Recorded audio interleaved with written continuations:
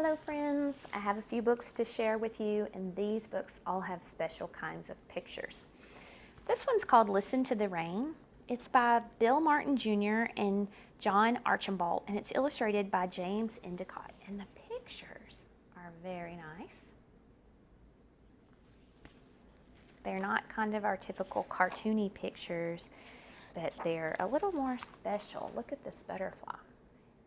He almost looks real. Listen to the rain, the whisper of the rain. It's a beautiful seashell. The slow, soft sprinkle, the drip, drop, tinkle.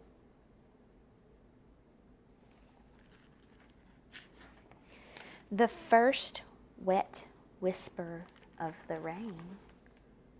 And this is a cocoon that a caterpillar is probably sleeping in. Listen to the rain, the singing of the rain.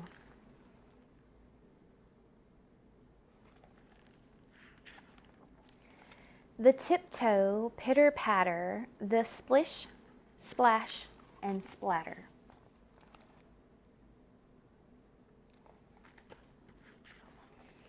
The steady sound, the singing of the rain. That's a grasshopper. Or perhaps a cicada. Listen to the rain, the roaring, pouring rain.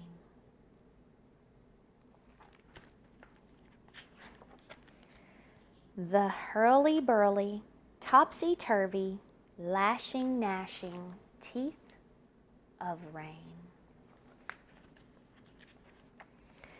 The lightning flashing, thunder crashing, sounding, pounding, roaring rain. I think on this page we're looking at a bird's foot. Leaving all outdoors a muddle, a mishy, mushy, muddy puddle. Listen to the quietude, the silence, and the solitude of after rain.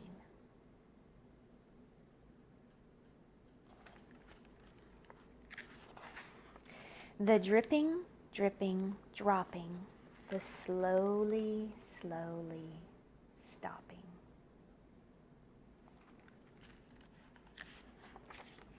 The fresh, wet, silent after time of rain.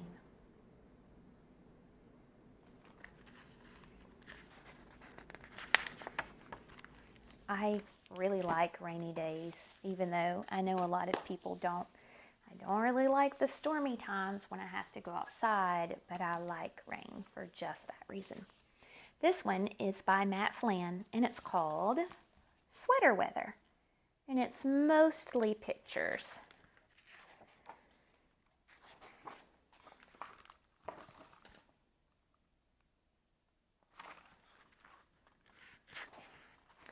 Sweaters on.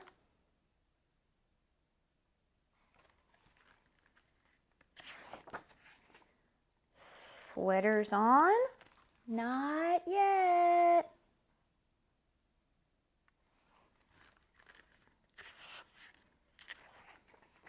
Thump, thump, oof, oof. Sweaters?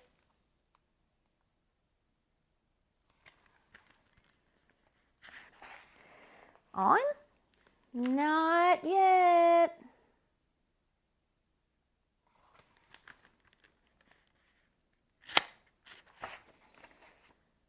Sweaters on.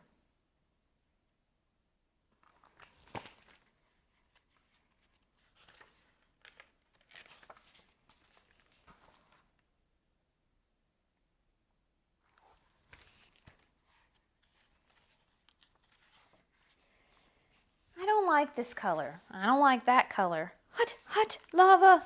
I need to sneeze.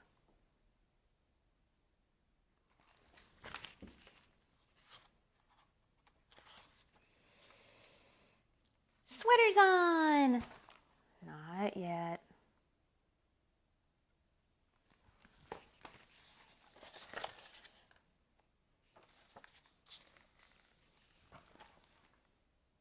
Sweaters on.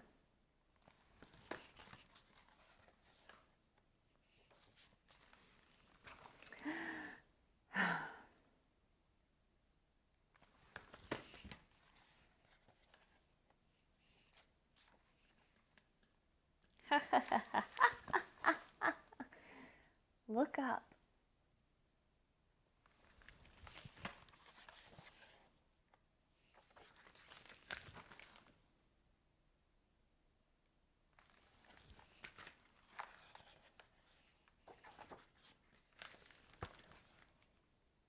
Sweaters off.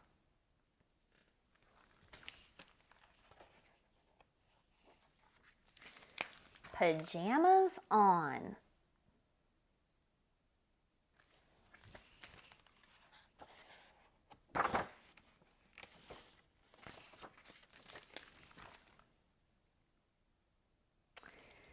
So even though this book didn't have a lot of words, we could still tell by the pictures what was going on and how frustrated the grown bear was getting with the family and how aggravated the children were with the sweaters. And then, even though they had a hard time getting ready to go outside, once they got there, they all experienced a beautiful shooting star comet, and they didn't need a lot of words to express that.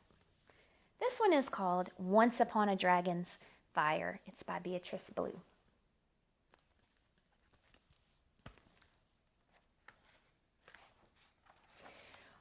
Once upon a magic kingdom, before fire ever existed, there lived a terrifying dragon near a village. No one had ever seen the dragon, but everyone talked about him.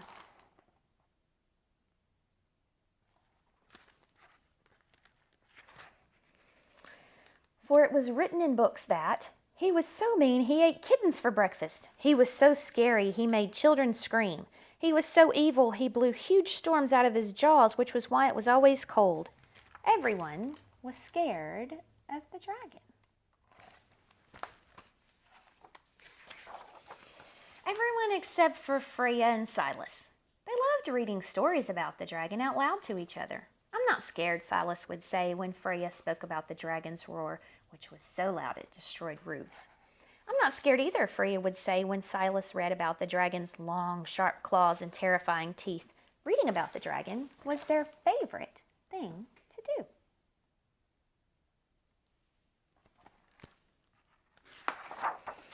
One bitter winter day, a big storm began to blow. It was so cold that all of the warmth left the town, and no one could bring it back.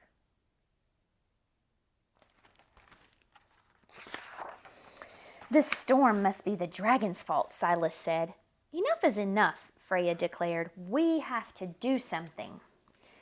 Both of them agreed. This bad dragon must be stopped.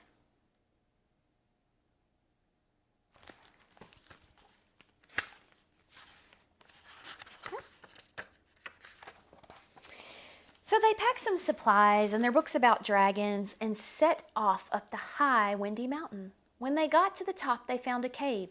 2 big yellow eyes shone out from the dark. I'm not scared, Silas whispered. They stepped inside.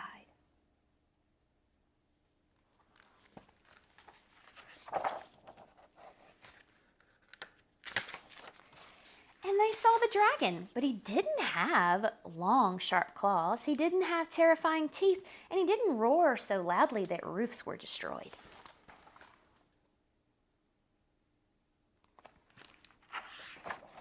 In fact, this dragon wasn't scary at all. He was just cold, scared, and very lonely. We have to help him, said Freya.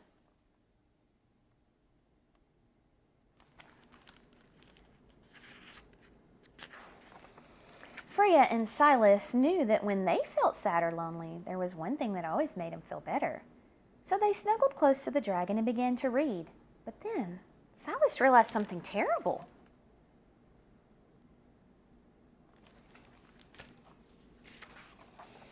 Every story they knew said the dragon was evil, but That's not true, said Silas. Then Freya had an idea.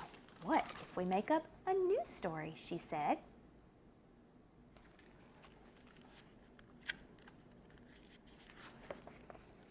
Once upon a magical kingdom, there lived a very wonderful dragon, Silas said. Everyone loved him because he was kind. He always reminded people to stick together and be good to one another, Freya continued. As Dragon listened to the new story, a warmth started to grow deep in his chest. The more Freya and Silas talked, the warmer and warmer he got until... Let's see if I can show this to you.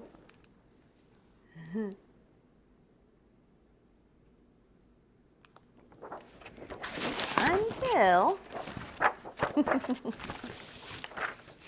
the warmth burst out of him in flames. It was the first time a dragon had ever breathed fire. Together, Dragon, Silas, and Freya flew down the mountain to protect the townspeople from the mighty storm. Dragon's fire warmed up all of their houses.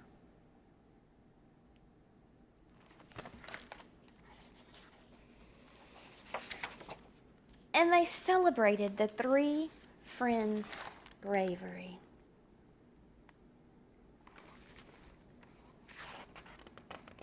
Ever since, dragons have carried fire inside to remind us of how friendship can warm hearts as well as homes.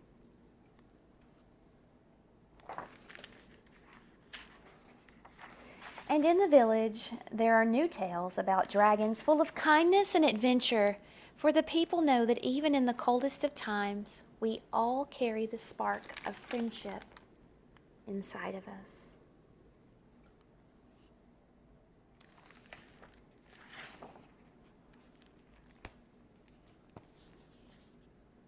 So, once upon a dragon's fire.